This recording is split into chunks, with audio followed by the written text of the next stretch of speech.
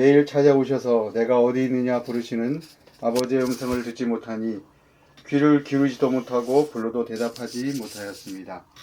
아담 안에서 이 땅에 와서 헛된 것을 구하며 비참하게 살던 우리를 위해 아들을 보내주시고 십자가에 내어주심으로 아버지의 사랑을 확증해 주셨습니다. 믿음이 없이는 하나님을 기쁘시게 못합니다. 그 믿음은 아들을 믿는 믿음, 십자가의 보혈이 죄와 저주와 사망이 삼킴을 당하고 우리를 하나님의 자녀로 삼아 주셔서 아들의 십자가를 통해서 오늘도 아들을 믿음으로 나아갑니다. 우리의 연약함 그대로 인정하며 회개하되 자기를 통해서 보이는 그 완전한 하나님의 의와 사랑을 믿음으로 오늘도 상 주심을 믿게 하여 주옵소서. 하나님, 우리는 날마다 연약하지만 이 연약한 대로 복음의 진리를 믿음으로 예배합니다. 오직 복음으로 우리가 의롭게 되고 오직 복음을 통하여 우리가 아버지 품 안에서 생명을 얻고 오늘도 아버지가 일정한 빛같이 비추시는 그 인자하심과 신실하심을 찬양하며 버림받을 것 외에 받을 것이 없는 자들에게 베푸시는 은혜 안에서 아들로 계시하는 아버지의 영광을 보고 삼위 하나님의 페리코스테시스에 참여하며 할로마이하는 복된 예배 복된 주일 되게 하여 주시옵소서. 아멘. 시간 두렵고 떨림으로 아버지 앞에 나아가 영과 진리로 예배하며 말씀을 듣습니다. 전하는 이와 듣는 이들이 한마음 한 성령 안에서 듣게 하시고 하늘의 기쁨으로 충만케 하여 주시옵소서. 아멘. 이 모든 말씀 예수 그리스도 이름으로 기도드립니다. 아멘. 그저께부터 이렇게 복음 생명 캠프를 열고 이제 다음 주에 한 주간 토요일 남았습니다.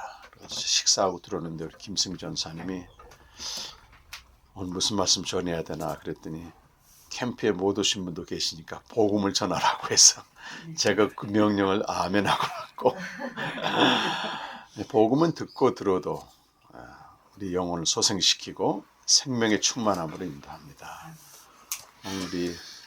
우리 자매다 이제 우리 자매가 함께해서 너무 감사하고 또 부모님 통해서 이렇게 복음을 접했지만 직접 또 말씀 앞에 나아가고 이 시간 또 대면 교제하니 기쁘기가 그지없습니다. 아주 즐거운 또 유익한 제주 시간 되시길 바라고요. 우리 인간의 삶에서는 많은 사건들이 일어납니다. 사건이라고 하는 것은 주체의 능력 밖에서 도래하기 때문에 내가 그걸 일으키는 게 아니고 외부로부터 주로 일어나는 것이기 때문에 해석이 필요합니다. 해석이. 제가 이렇게 내적 치유를 수년간 해보니까 어려서 그 결정적으로 당한 사건들이 그 사람의 평생의 삶을 좌우하는 걸 봤습니다. 그리고 성장에서도 마찬가지죠. 사랑하는 자녀를 먼저 세월호 사건처럼 보낸다 할지 이런 특별한 사건들은 그 사람의 존재와 삶을 완전히 바꿔버립니다. 그런데 정말 크고 중요하고 심각한 사건은 작은 사건들을 이제 삼켜버리죠. 별거 아닌 걸로 부부가 다투다가 정말 큰 사고가 났다거나 그러면 아무것도 아니게 되고 이런 경우입니다. 특히 구약에서 보게 되면 욥이 당한 그 재앙의 사건이 있는데요. 저 개인적인 고백도 오늘 했습니다만 이 종교적으로 보면 욥은 그 최정상에 있었습니다. 일단 하나님이 인정한 의로운 삶을 살았고 거기에 합당한 보상이로 또 하듯이 10자녀가 있었고 또 재산이 어마어마하게 많았고 게다가 죄도 거의 짓지 않고 인격적으로 모든 사람들한테 존경을 받습니다. 근데 그에게 이제 갑작스럽게 사건이 닥치거든요. 통제 밖의 사건이야 이거는. 어떤 그 본인의 능력에 밖에서 오는 건데 하루아침에 재산이 전부 날아가고 그 10자녀, 한 자녀도 아니야. 10자녀를 다 잃어버리고 또 명예도 땅에 떨어지게 되고 가장 고통스러운 게 본인이 악성 피부병 같은 걸 걸려가지고 머리끝부터 발끝까지 괴로워서 잠을 못 자고 기왓장으로 걷고 있는 끔찍한 사건이 일어납니다. 이걸 어떻게 해석해야 될지 모르잖아요. 그런데 이제 본인은 이렇게 이제 받아들입니다. 잘 모르니까 주신 자도 하나님이시오 가져가신 자도 하나님이시니 하나님은 여전히 찬송을 받으시라. 하나님에 대한 신실함을 버리지 않는 거예요. 근데 그 모습이 너무 기가 막혀가지고 부인이 하나님 욕하고 죽으라고 성경 그렇게 좀 완곡하게 표현하지만 아마 그랬을 것 같아요. 당신 미쳤냐? 하나님 욕하고 대저라. 뭐 이렇게 얘기했겠죠. 근데 그 말에도 욥은 반응을 어떻게 하냐면 어떻게 당신은 어리석은 여자 중에 한 사람처럼 얘기를 합니까? 새 친구가 등장해가지고요. 이 사건을 신앙적으로 해석해 줍니다. 내가 뭔가 잘못한 게 있고 죄를 지어서 이런 재앙이 왔으니까 이제라도 회개하면 하나님이 돌려준다. 근데 욥이 어떻게 거기에 반박하냐면 상상을 해보세요, 여러분. 욥은 모든 걸 잃어버리고 끔찍한 모습으로 지금 그 머리끝부터 발끝까지 병이 걸려있는 기와장을 긋고 있는데 멀쩡한 새 친구가 와가지고 그 얘기를 하고 있는데요. 이 새 친구를 말로 전부 압도해버립니다. 와, 이게 참 이런 거 보면 욥이 대단한 것 같아요. 새 친구의 해석도 제압하게 됩니다. 근데 욥이 언제 무너지냐면 하나님이 직접 나타나가지고 이건 내가 일으킨 사건이라고 얘기를 하는 거예요. 1장에 보면 우리는 얘기하죠. 사탄에게 욥을 내주면서 죽이지는 말라고 하나님이 허락한 사건입니다. 그 하나님이 누구냐면 내가 지금까지 알았던 하나님하고는 전혀 다른 하나님이라. 이 세상을 창조하시고 그 창조의 신비와 위엄을 쭉 펼치는데요. 그 앞에 자기가 대단한 존재인 줄 알았더니 티끌과 재에 불과한 그런 존재인 거예요. 그러면서 그때 비로소 존재적인 회개를 합니다. 내가 티끌과 재 가운데서 회개합니다. 그 사건을 통해서 하나님의 해석이 뭐냐면 그 욥이 고백한 그대로입니다. 내가 전에는 하나님을 귀로 들었는데 이제 눈으로 직접 봅니다. 그럼 하나님 눈으로 직접 보면 어떻게 돼요? 하나님을 귀로 들은 하나님이 아니고 눈으로 직접 본다는 얘기는 그 앞에 내가 얼마나 티끌과 재처럼 비참한 실존인가를 깨달을 때만 비로소 하나님을 본다는 거예요. 지금 우리 20세기 들어와서는 더 그렇죠. 자기주의라고 자기가 가장 중요한 시대에 살고 있습니다. 자기를 중요하게 생각하고 자기를 또 높이고 사람들이 알아주길 바라고 철저히 인정욕구와 인정투쟁 속에 살고 있는데 거기서 이제 위축되거나 뒤로 물러가게 되면 못 견디하는 거예요, 사람들이. 하나님의 그 궁극적 사건에 대해서 오늘 좀 논하려고 하는데요. 여러분 잘 아시는 말씀이에요. 하나님이 그 아들을 보내신 사건입니다. 그래서 그걸 대문자로 좀 표현하면 God sent him이라는 말인데 여기 힘이 아들을 말합니다. 20세기 이후에 가장 탁월한 신학자 중에 한 사람이 칼 바르트인데 이 사람이 당시 교회 상황이 어땠는가 하면 교회 내부적으로는 세상의 지탄을 받아요. 자기들끼리 모여가지고 또 덕을 세우지 못하고 뭐 한국 교회 좀 비슷한 그런 상황이었습니다.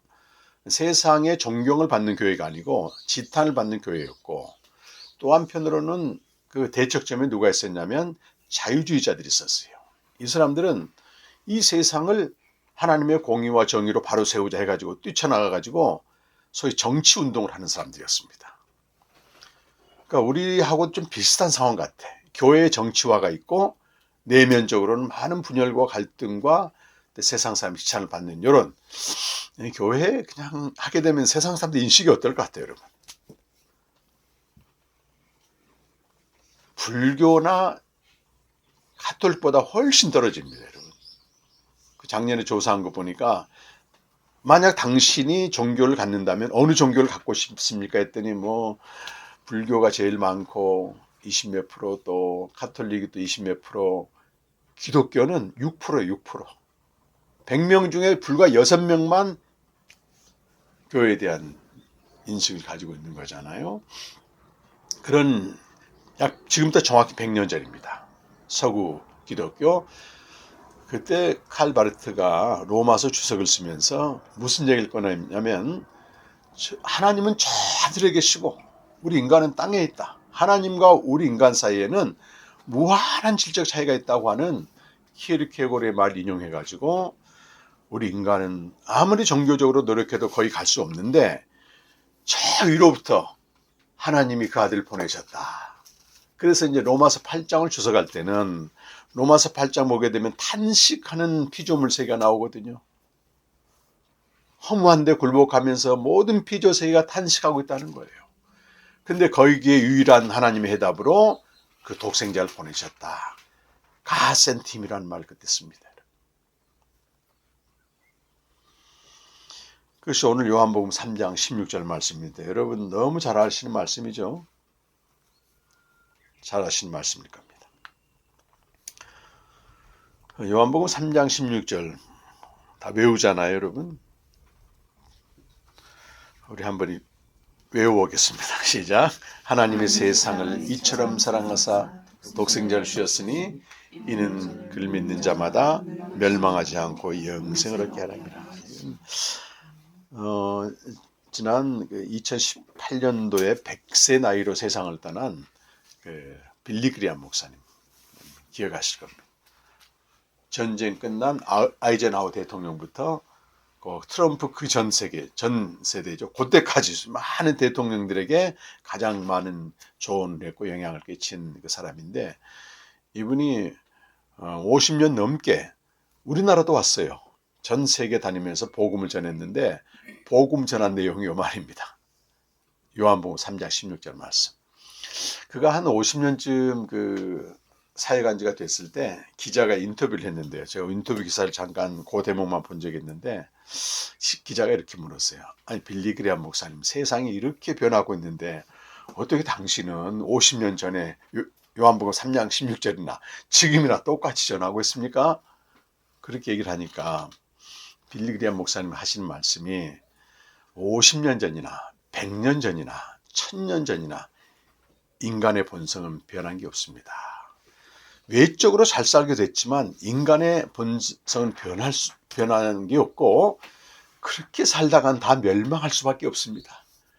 그러니까 하나님이 세상을 이처럼 사랑하사 독생자를 보내셨고 그를 믿는 자마다 멸망하지 않고 영생을 얻게 하셨습니다. 유명한 말을 했어요. 근데 뒷부분 여러분 그를 믿는 자마다 멸망하지 않고 영생을 얻게 한다. 이 부분이 3장 15절에 있는 말씀과 똑같습니다. 3장 15절에 어떻게 되었어요? 자, 우리 성경은 이는 그를 믿는 자마다 영생을 얻게 하려 하심이라 이렇게 되어 있잖아요.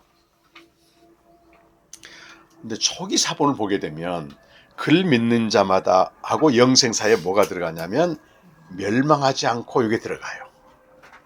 그러니까 3장 15절 말씀 지금 보고 있습니다. 3장 15절은 이는 그를 믿는 자마다 멸망하지 않고 영생을 얻게 하려 하심이라 이렇게 되어 있어요. 멸망하지 않고가 들어가 있다고. 근데 3장 16절 끝에 보면은 똑같습니다, 여러분. 3장 16절 끝에는 정확히 되어 있죠. 이는 그를 믿는 자마다 멸망하지 않고 영생을 얻게 하려 하심 똑같잖아요. 그러니까 이걸 보면서 무엇이 해석되냐면 하나님이 세상을 사랑하사 독생자를 보내셨단 말이 대체 무슨 뜻이냐 말이죠. 하나님이 세상을 사랑하사 독생자를 보내셨다고 하는 뜻은 13절과 14절 말씀이라는 거예요. 그러니까 우리가 이 부분이 진리의 가장 중요한 내용인데 예수 그리스도 계시라고 얘기할 수 있어요. 3장 16절은 우리가 많이 알고 있는데 하나님이 세상을 사랑하사 독생자를 보내셨다고 하는 그 내용에 대해서는 잘 모르고 그냥 외우기만 하는 거예요. 그럼 하나님이 세상을 사랑하사 독생자를 보내셨다는 뜻은 13절과 14절을 말하는 겁니다. 그래서 13절과 14절을 바르게 이해할 때 와, 하나님이 정말 세상을 사랑하셔서 보내셨네. 이게 되는 거예요. 그래서 3장 13절과 14절 말씀 한번 읽어보겠습니다. 시작. 하늘에서 내려온 자 곧 인자 외에는 하늘에 올라간 자가 없느니라. 모세가 광야에서 뱀을 든 것 같이 인자도 들려 하리라. 이게 하나님이 세상을 사랑하사 독생자를 보내신 사건입니다. 여기 인자는 하늘에서 오셨다 이렇게 말하는데 통상 기독교 진리에서 기원이라고 얘기합니다. 하나님이 세상을 사랑하사 독생자를 보내셨어요. 근데 예수님 입장에서는 인자가 하늘로부터 왔다 이렇게 얘기하는 거예요. 하나님이 세상을 사랑하사 독생자를 보내셨는데 예수님은 인자가 하늘에서 왔다 이렇게 얘기하는 겁니다. 이 인자는 창세 전에 아버지가 생명을 주신 그 아들을 말하고, 요한복음 5장 26절에서는 하나님이 창세 전에 아들에게 생명을 주었고 또 창세 전에 그 생명을 우리에게 주시기로 약속하셨고, 또 창세 전에 하나님이 이 생명을 우리에게 주시기 위해서 아들을 보내시기로 미리 정하셨어요. 이것이 이 세상을 창조하기 전에 하나님이 하신 일입니다. 이 세상을 창조하기 전에, 즉 설계도 미리 만든 거예요. 디자인을 미리 한 겁니다. 그러니까 우리가 이걸 세 가지 일이죠. 창세전에 하나님이 하신 일이 최소한 세 가지인데, 이걸 모르고 있으면 어떤 결과가 나오냐면 창조 이후의 세계에 대해서 혼미해집니다. 자, 요 세 가지 창세전에 하나님이 약속하신 걸 모르면 내가 왜 태어난지도 몰라요, 사실은. 왜 사는지도 모릅니다. 그러니까 의미성을 잃어버릴 수밖에 없는 거예요, 사람들이.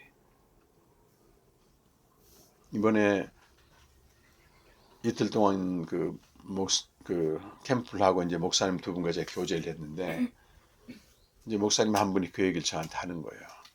아니, 목사님, 많은 목사님들이 이렇게 얘기한다는 거예요.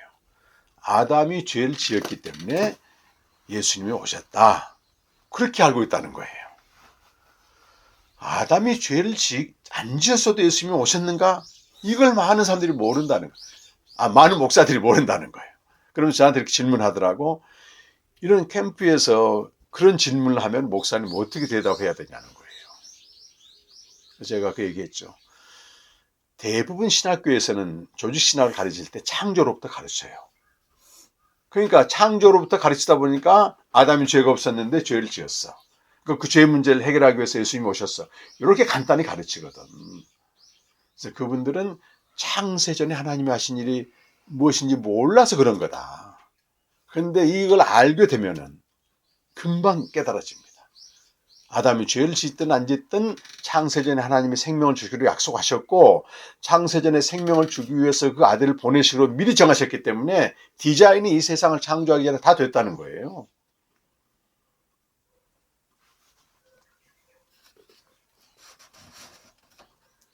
이 세 가지 사건 꼭 여러분 기억하시고, 그럼 하늘에서 오신 인자가 누구냐? 여기 중요한 게 기원이잖아요. 인자는 하늘에서 오셨는데, 다니엘서 7장에 보게 되면은 땅에서 난 제국의 통치자하고 하늘에서 오신 인자를 이렇게 대조를 합니다. 다니엘서 7장 1절에서 14절까지 말씀 보면 다니엘이 환상을 보니까 사자도 나타나고 뱀도 나타나고, 뱀이 아니고 표범도 나타나고, 그 다음에 곰도 나타나고, 그 다음에 정체를 알 수 없는 해괴한 짐승들이 나타나는 거예요. 근데 그걸 이제 해석을 해주는데 어떻게 해석하냐면, 처음 나타난 사자는 그 당대에 가장 강력했으나 멸망하고만 바벨론 제국입니다. 다 제국이 붙잖아요, 이렇게. 어마어마합니다, 바벨론은. 유다를 멸망시킬 만큼. 바벨론의 느부갓네살하면 지금도 유명해. 네이버 찾아보면 나와. 주변 나라를 다 정복, 다 삼켜버렸습니다. 마지막으로 유다도, 이스라엘도 먹어버렸죠. 근데 그 바벨론을 무너뜨린 나라가 메대 제국이에요.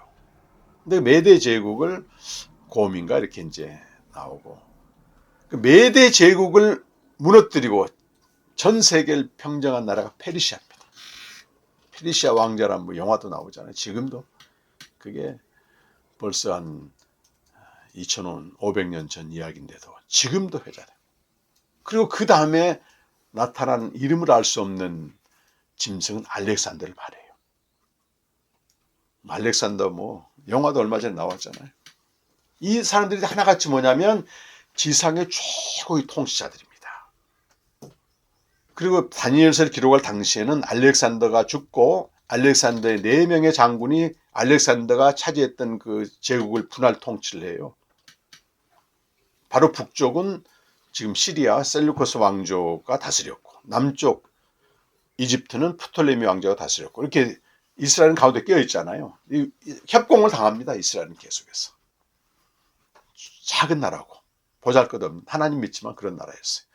근데 이제 북쪽에 있는 셀루코스 왕이 이스라엘에 와가지고 성소를 다 더럽히는 거예요. 돼지피를 뿌리고 막 제우스 신상을 세워놓고 그때 다니엘서가 기록됐는데 거기에 대부분의 신자들이 변절해가지고 타협을 해버렸어요. 지도자들까지도.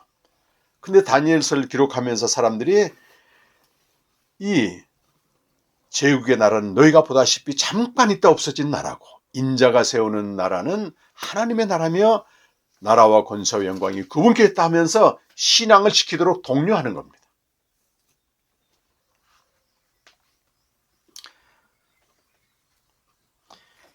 예수님이 우리에게 가르쳐 주신 마지막 그 기도문 중에서 주기도문 중에서 마지막이 뭐냐면 나라와 권세와 영광이 하늘에 계신 아버지께 있나이다 이거예요. 그러니까 이 세상이 뭐 트럼프나 시진핑이나 푸틴이 아무리 요동을 쳐도 이 지상의 제국은요 한시적이라는 겁니다. 그런데 인자의 나라는 하나님의 나라는 영원히 존재한다고 하는. 우린 영원에 가 있습니다. 영원에. 흔들리지 않는 나라. 흔들리지 않는 나라에 속한 우리가 흔들리는 나라에 지금 살고 있잖아요. 이번에도 정권도 새로 바뀌었지만.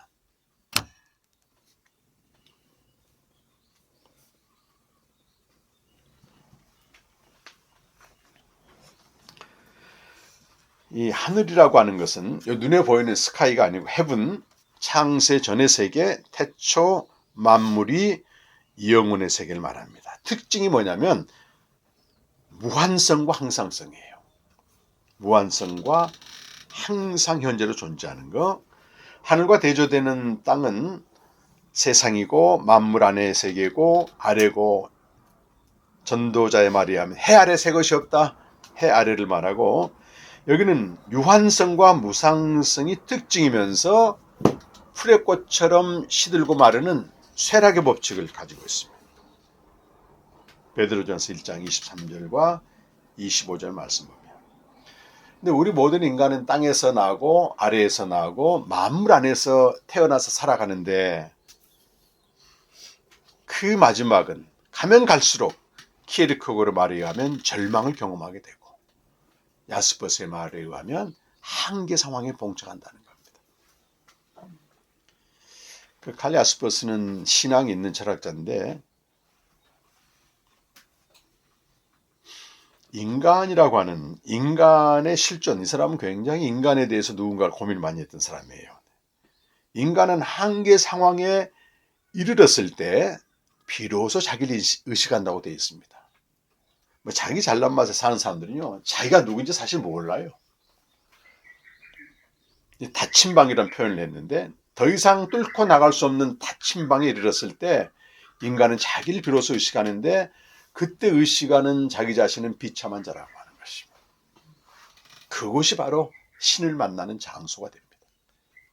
이사야 57장 15절 말씀 한번 찾아서 읽어보겠습니다. 지극히 높고 거룩하신 그 하나님이 누구와 만나느냐 그거예요. 57장 15절 말씀. 다 함께 시작. 지극히 존귀하며 영원히 거하시며 거룩하다 이름하는 이가 이와 같이 말씀하시되 내가 높고 거룩한 곳에 있으며 또한 통회하고 마음이 겸손한 자와 함께 있나니 이는 겸손한 자의 영을 소생시키며 통회하는 자의 마음을 소생시키려 함이라. 마음이 겸손하다 그 번역은 비참하다 그런 뜻입니다.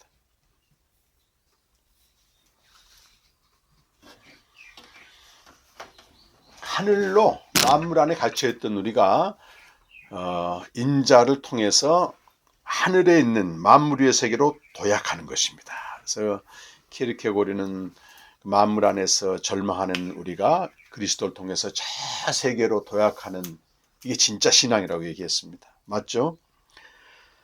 자, 두 번째, 하나님이 독생자를 보내셨다. 그 말은 보내셔서 인자가 무슨 일을 하냐면 땅에서 들리는 사건이다. 이걸 보통 복음이라고 말하거든요.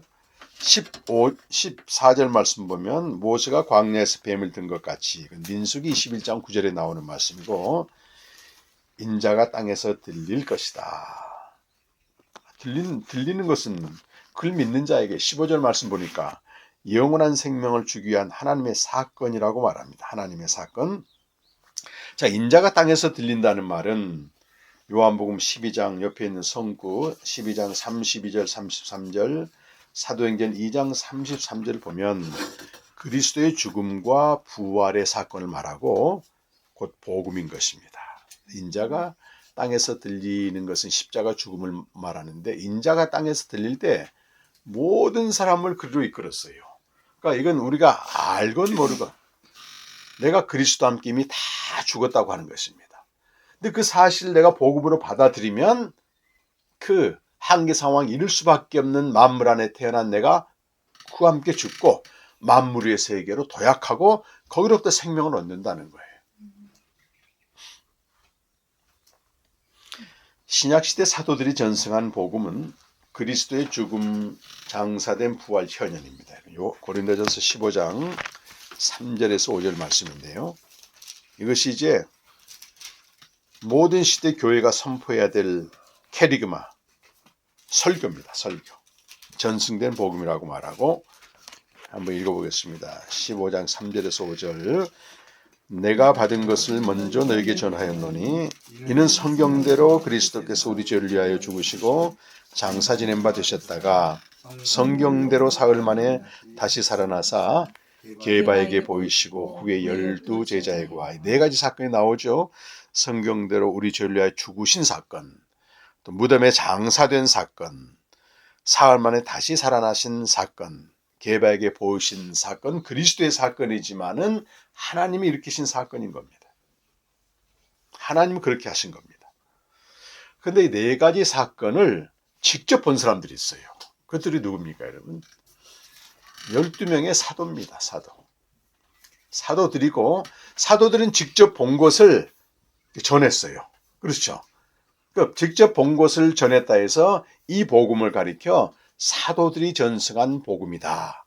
사도들이 전한 복음이다. 근데 그중 사도 중에 누가 들어가 있냐면 바울 자신도 끼어들어가. 바울 자신도.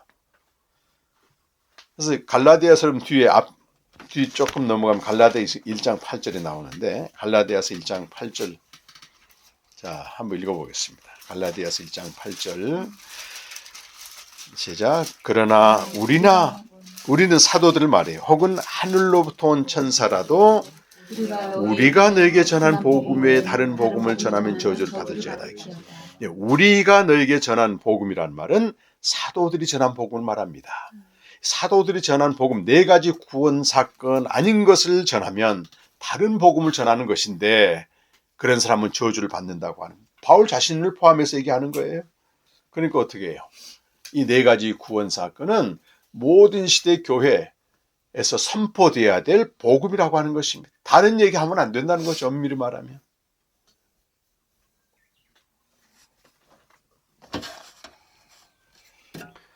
그 프란츠 로마노라고 하는 이 프랑스 철학자는 지금 이 시대입니다. 21세기 해석학을 새롭게 진보시킨 사람이에요.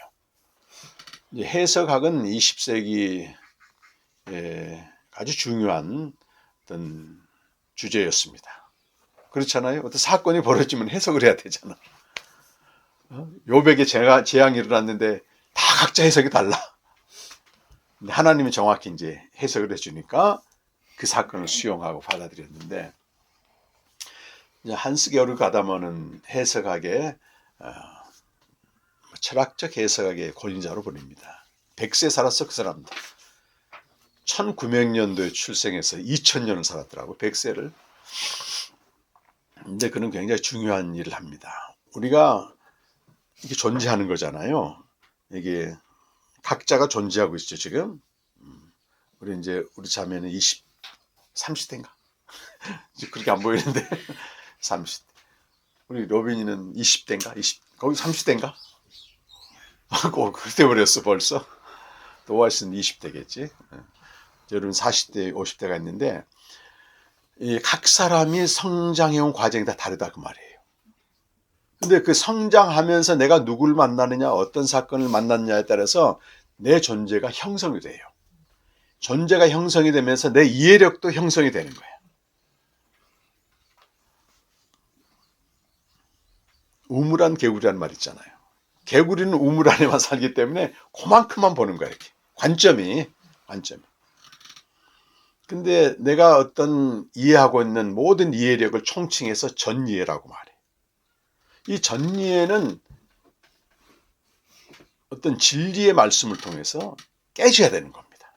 새로운 이해로 가야 되는 거예요. 예, 오늘까지의 전이해가 있어 내가. 근데 오늘 내가 설교 말씀 이렇게 듣잖아요. 그럼 내가 알고 있던 전이해가 수정이 되고 치유되면서 새롭게 되는 거예요. 이 목사님도 그 캠프에 와가지고 복음을 전하는 종들이기 때문에 복음에 대한 자기 이해가 있어요. 이제껏 들었던 거에 대한. 근데 성경이 증거하는 복음을 들어보니까 이거 수정해야 되는 거예요. 이렇게 되는 겁니다. 그 얘기를 했던 사람이 가다모라고 하는 유명한 사람이에요. 근데 그것을 성경으로 가져와가지고 성경 해석학으로 만든 사람이 류케르라고 하는, 이 사람도 프랑스 출신인데 이제 별 환영을 못 받고 이제 미국 가서 교수를 했거든요. 이분이 그거를 성경 해석학으로 도입했고, 그 가다모하고 류케르의 바톤을 이어받아 가지고 21세기 들어와서 새롭게 해석학을 진보시킨 사람이 로마노라고 하는, 이 사람은 이제 사건 해석학을 얘기한 겁니다. 제가 서론에 말씀드렸듯이 인간에게 일어난 어떤 사건은 존재를 다 변형시킨다고 하는 그 얘기를 했어요. 이 말 이해가 됩니까, 여러분? 우리에게 일어난 어떤 사건은 존재를 바꾼다. 그의 삶을 바꾼다. 이게 우리가 흔히 경험하는 주변의 일들인데 이걸 언어로 만들어 놨기 때문에 유명한 거예요, 사실. 근데 그리스도인에게 말이죠, 하나님의 사건, 궁극적인 사건은 우리 땅에서 그냥 존재를 변형시킨 정도가 아니고 땅에서 태어난 우리를 하늘로부터 태어나게 한다고 하는, 그 생명의 위계 질서 보게 되면 맨 꼭대기가 하늘에서 태어난 아들의 생명이고, 그 다음에 천사의 생명이고, 그 다음엔 인간의 생명, 동물의 생명, 뭐예요? 식물의 생명. 기원복음 생명, 여러분 일과만 좀 읽어봐도 오늘 일과와 관련된 메시지인데요. 이런 그림을 이번에 그렸어요. 이런 그림. 예, 사다리처럼 되어 있는데 맨 아래가 식물, 동물, 인간, 천사, 맨 꼭대기. 말은 생명이라 똑같이 붙이지만 그 정체성은 완전히 달라요.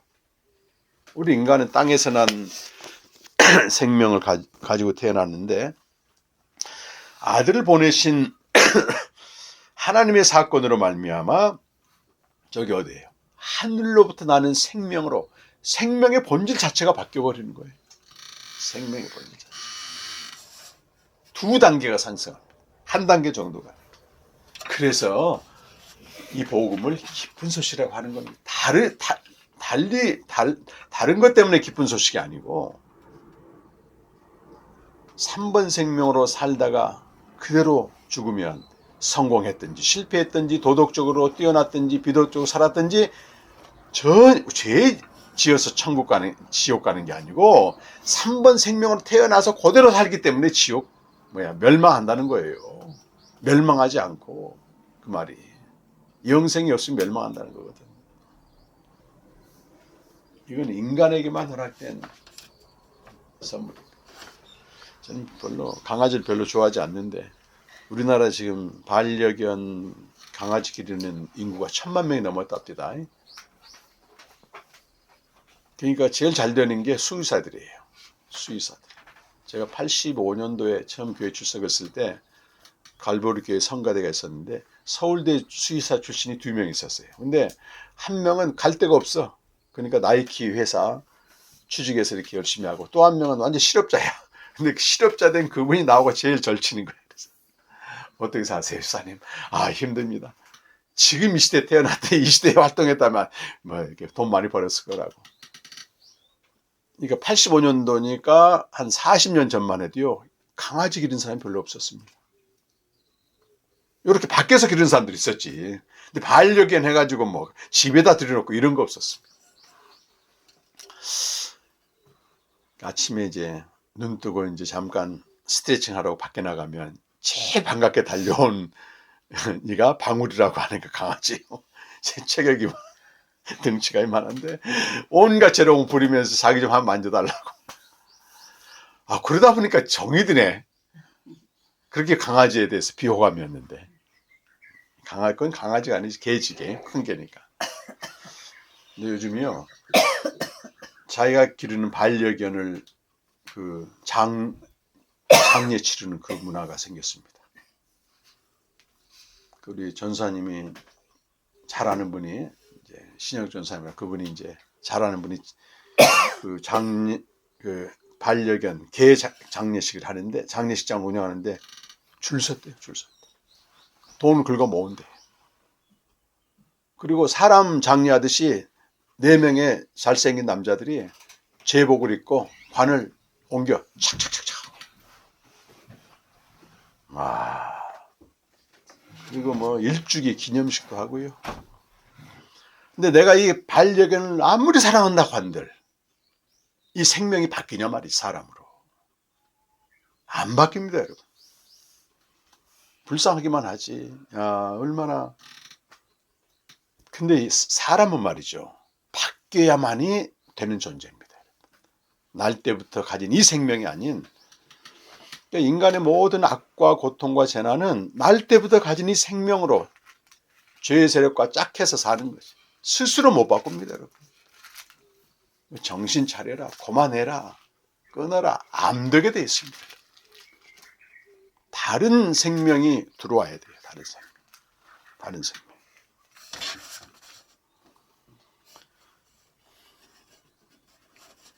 이 위로부터 난 생명을 주신 하나님의 사건은 우리가 이 세상에서 겪는 모든 사건을 전부 삼켜버립니다. 제가 큰 사건이 작은 사건을 삼킨다고 했잖아요. 삼켜버립니다. 사도 바울이 이 생명을 알고 얼마나, 그 사도 바울이라는 사람은 종교인이었거든요. 정말 열심히 하나님을 위해서 헌신하고 종교 행위를 하고 율법을 지키고 했는데 이 복음을 듣고 하나님의 아들이 되고 생명을 얻은 그 감격을 에베소 1장 3절에서 5절까지 보면요, 와, 감옥에서 이런 편지를 쓴단 말입니다.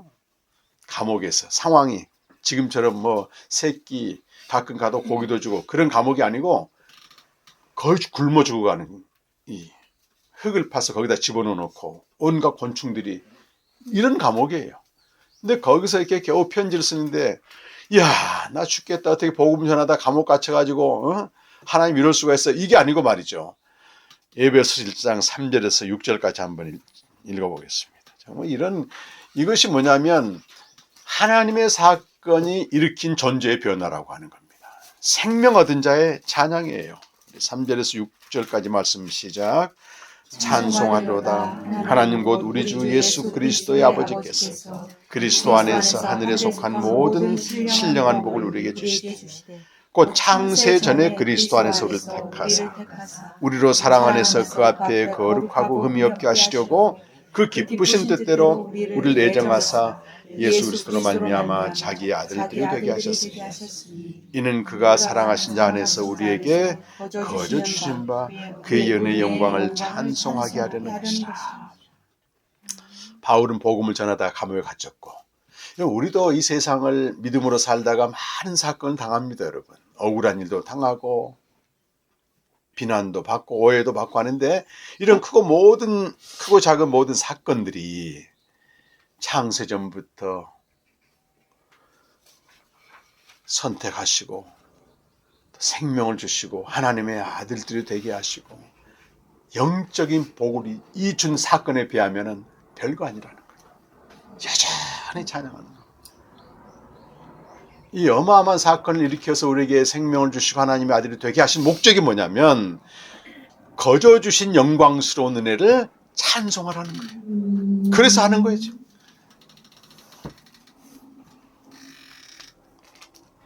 우리 서울 공동체 김희정 자매 한 분이 계신데 71년생인가 그렇죠. 네, 공무원이었어요. 7급 공무원이었는데 2019년도에 대장암이 발견돼서 3기로 수술하고 결국 그만뒀습니다. 그리고 이제 계속 저희들과 교제하면서 내 책을 계속 읽고 공무원 할 때 너무 바빠가지고 주님과 교제도 못했대. 할 게 없으니까 늘 교제를 하고 그 항암을 받고 이제 작년으로 5년이 보통 5년 되면 완치. 그리고 또 완치가 되려고 하던 작년에 폐암이 생겼어요. 그래서 이제 근데 심각하지는 않아서 시술을 받고 또 작년 5월 달인가 그 11개월이니까 7월 달이구나. 그때는 이제 80세 되신 노모가 그 암이 완전히 퍼져가지고 그 어머니를 병 간호하고 이런 어려운 상황이 있었습니다. 근데 저랑 계속 교제하다가 제가 어느 날 예배서 말씀을 알려드렸어요.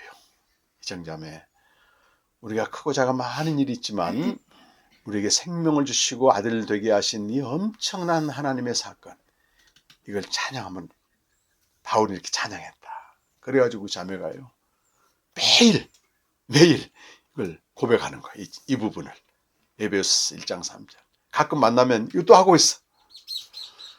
근데 한 1년 가까이 제가 지켜보니까요 너무너무 성숙해져요. 그 믿지 않는 그 언니하고 동생을 그냥 그 가진 대로 살아. 어머니에게 병상 있는 동안 계속해서 복음에 대해서, 요한복음에 대해서 복음과 생명책을 녹음해가지고 계속 들려주고 기도문까지. 근데 그 어머니가 그저께 떠나셨습니다. 캠프 왔을 때 또 떠나가지고 우리는 조문도 못하고 그랬지만, 그러니까 우리에게 일어난 암이랄지 이런 주변 어머니의 사건이랄지 그 또 재정적인 어려움 있을 거 아니에요. 수업이 없으니까 모든 게 사방으로 오개쌈을 당했는데, 와, 이 자매가 이 내게 베푸신 하나님의 놀라운 사건을 찬양으로 고백하면서, 물론 다른 교제도 열심히 하죠. 그러면서 이렇게 신앙이 견고해서 가는 걸 봤습니다, 여러분. 신앙이 좋고 안 좋고 이 차이가 아니죠, 사실은. 그럼 모두가 이런 바울처럼 고백을 할 수 있느냐, 이 문제. 그러니까 하나님이 최고의 선물인 생명을 주셨는데 생명을 주신 것과 생명을 가지고 누리는 건 별개란 말이에요. 별개입니다. 그래서 오늘 마지막 부분에 그걸 좀 나누겠습니다. 여러분, 이 민수기 제가 3, 4장을 묵상하다 좀 깨달은 것인데요. 하나님이 이스라엘을 구원하시고 약속의 땅을 주셨잖아요. 가나안 땅을. 근데 가나안 땅이 신명기 여러분 11장 24절 한번 가보시면 하나님이 약속하신 땅이 있습니다. 신명기 11장 24절에 보면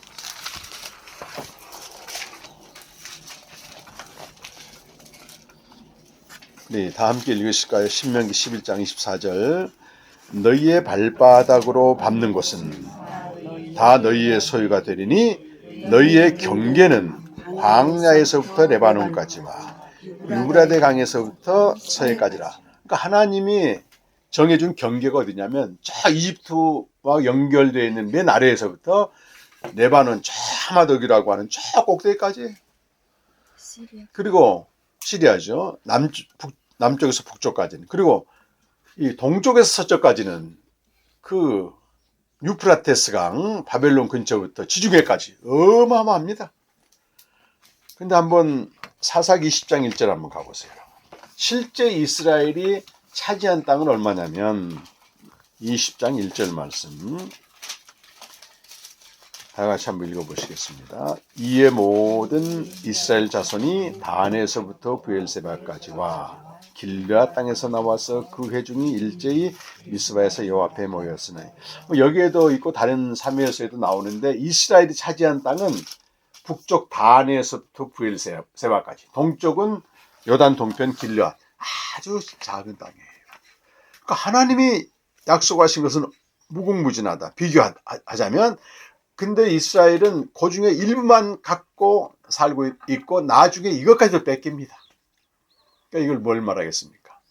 하나님이 우리에게 주신 영생은 어마어마하게 풍성한 거예요, 여러분. 그 샘플이 누구냐면 바울이 감옥에서도 하나님의 사건으로 인해서 얻은 구원을 막 쉼없이 찬양합니다. 에베소 1장 3절에서 14절은 한 문장으로 되어 있어요. 너무 사람이 기쁨을 주체하지 못하면 쉼표를 찍지 않고 막 얘기하잖아요. 그런 셈이에요. 근데 거기에 비하면 우리는 이스라엘 백성을 너무 협소하게 누리고 있다고 하는 거예요.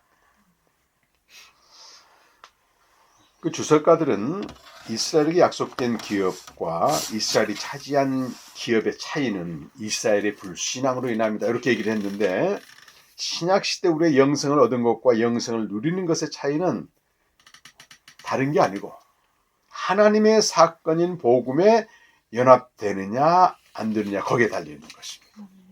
그래서 로마서 6장 4절을 한번 읽어보겠습니다. 로마서 6장 4절에 가보면 우리가 하나님의 사건인 복음, 그의 죽으심과 장사됨과 부활에 연합되어야만이 새 생명으로 살 수 있다고 얘기합니다. 6장 4절 말씀 시작.